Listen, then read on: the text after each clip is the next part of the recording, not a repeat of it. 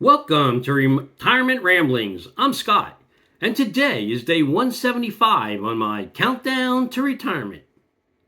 So, yesterday I made a roasted chicken and I placed the chicken carcass into a crock pot along with some distilled water, some apple cider vinegar, some garlic cloves, celery stems, the whole ginger, and black peppercorns.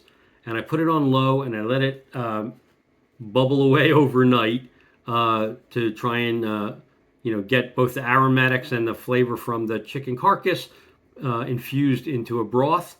And then this morning, I got up, I removed the carcass and the other aromatics and put them into a plastic bag for disposal. And then once that cools down, I actually put that inside of a Ziploc bag and throw that into the freezer and keep it there until trash day so it doesn't stink up my house.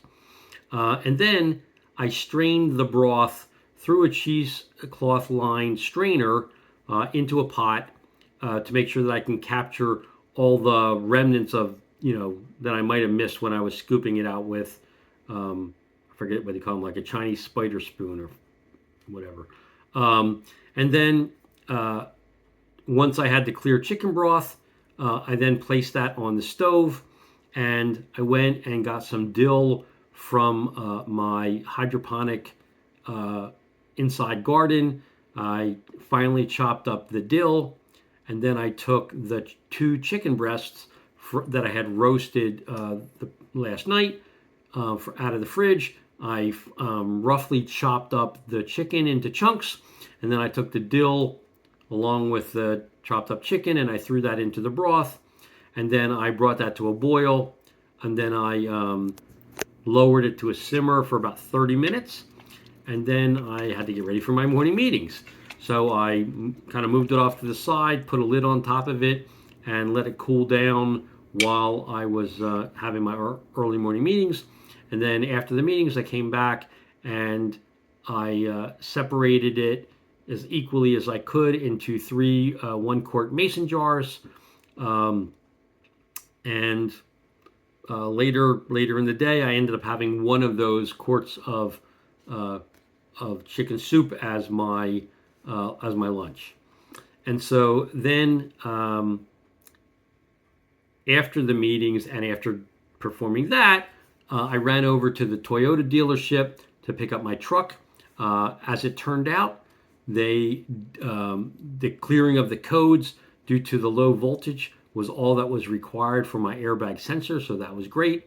And so pretty much I was able to get out the door with the rear brakes plus clearing of the sensor for 207.27, which I thought was pretty good. So I'm happy with that.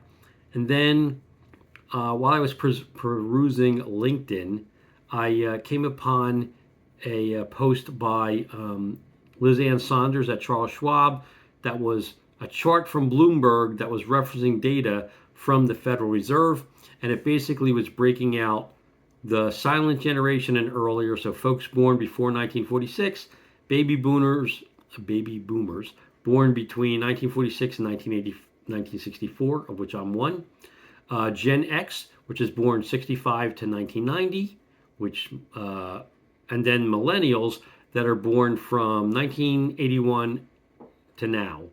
And basically they were comparing the 5 years post the pandemic versus what happened in 2020. So what happened in 2020 versus 2025 in Q1 of both of those years with regard to ownership percentages of equities and mutual funds. And by far, older Americans continue to own the vast majority of all equities and mutual funds, but that number is down in every category except for millennials since 2000. So millennials grew from, what was it? 1.7 to 8.3%. Everybody else, like I said, was down. I just found that to be interesting that there was such a shift in the ownership in that particular age group. Anyway, then for dinner, I decided to treat ourselves. So I took out some 2 lobster tails that I had gotten on special some time ago, and my last Publix porterhouse steak.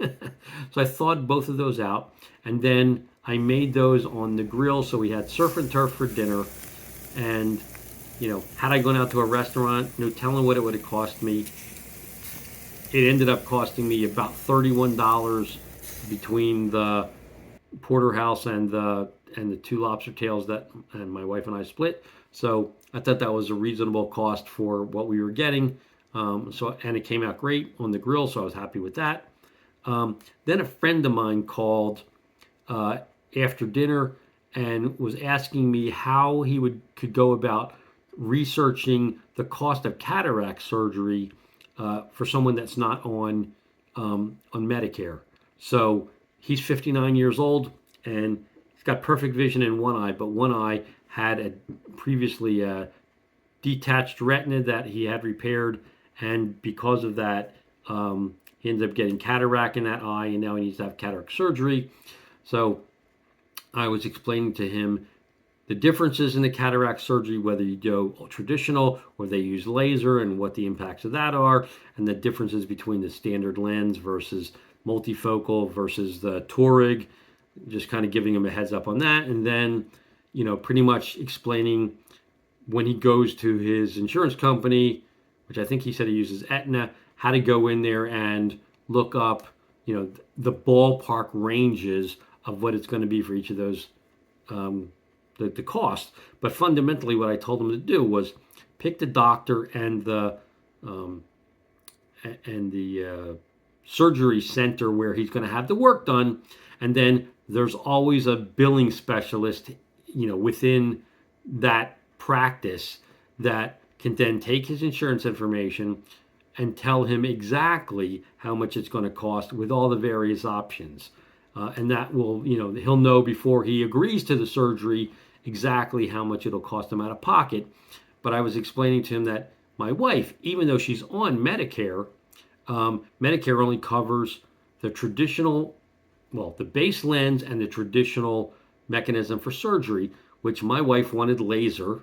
So that ended up costing me an extra $1,700 per eye, on top of what Medicare covered. And then I told them what each of the individual costs were for anesthesia, for the surgery center, and for the doctor who performed it, what they actually billed. In my wife's case, it had to be Humana at the time, but what they billed Humana, and then what Humana ended up paying for all of it, because that was part of the Medicare negotiated rates. But I at least wanted to give him an idea of what to expect in each category, which I did. He seemed to be satisfied with the answer, and hopefully he'll be able to pick the doctor. I mean, he got a recommendation from his regular ophthalmologist as to where to go. I also gave him a suggestion based on where my wife went, so he has at least 2 places he can go compare if that's what he wants to do.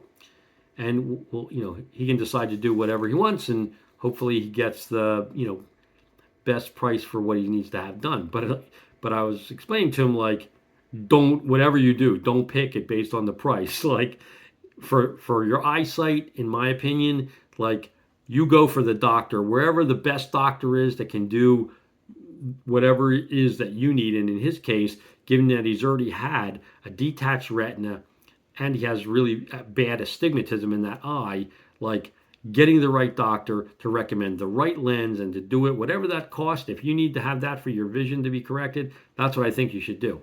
That's my 2 cents. Anyway, that's my update for today. So if you have any questions or comments, please leave them in the comment section down below, or drop me an email at myretirementramblings@gmail.com. Otherwise, I hope you have a great evening, and until tomorrow, take care.